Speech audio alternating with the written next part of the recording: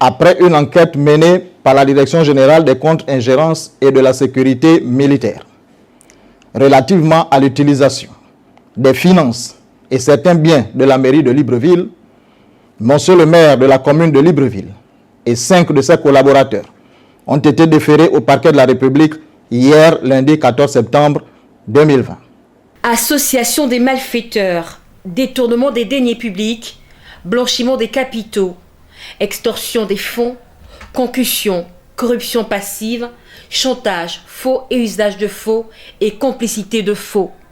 Ce sont là les chefs d'accusation retenus contre le maire de la commune de Libreville, Léandre Zué. L'édile de la capitale gabonaise et 5 de ses collaborateurs ont récemment été interpellés par la justice. La nouvelle qui s'est répandue telle une traînée de poudre fait couler encre et salive.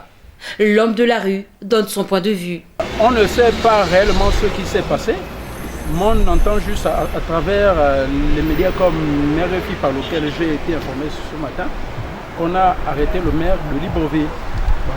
On attend que l'enquête va jusqu'à son terme pour savoir s'il est vrai qu'il est coupable plutôt ou pas.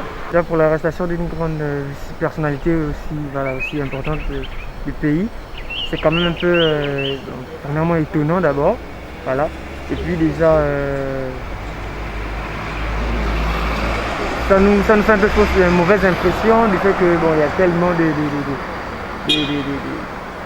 des détournements de fonds qui se font par-ci par-là dans le pays. Et puis, c'est vraiment ça, nous sommes estomaqués de savoir que c'est carrément entre eux-mêmes que ça se fait, quoi. Voilà, donc c'est vraiment regrettable, quoi. Mais que les institutions fassent leur travail, en espérant qu'il y ait une transparence aussi. Jusque-là, il est... Comment on dit ça? Il est en présomption d'innocence. Qu'il fasse le travail qu'il faut pour nous retransmettre également les résultats de leurs enquêtes. Parce que au Gabon, c'est trop facile d'être un criminel économique ou d'autres genres de crimes. Le malheur des uns faisant le bonheur des autres, certains commerçants se sont réjouis à l'annonce de la nouvelle. Il s'arrange avec la justice. Je ne sais pas comment il va s'arranger, c'est-à-dire que c'est la justice qui l'a arrêté, non? La justice va nous dire si il va rester là-bas, bien. S'il est coupable ou il n'est pas coupable, c'est la justice, c'est pas nous. Mais en tant que commerçant, c'est même mieux. Il reste d'abord là-bas. D'aucuns, par contre, parlent de complot dans cette affaire.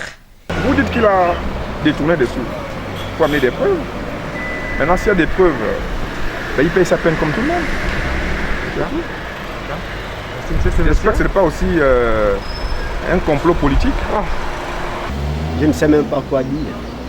Parce qu'on ne sait pas réellement ce qui se passe. Il suffit seulement qu'on change quelque chose, tout bascule. Donc du coup, Gabon ne comprend plus rien en réalité. Je ne sais pas si on attendait seulement cette période pour que tout ça la ressorte.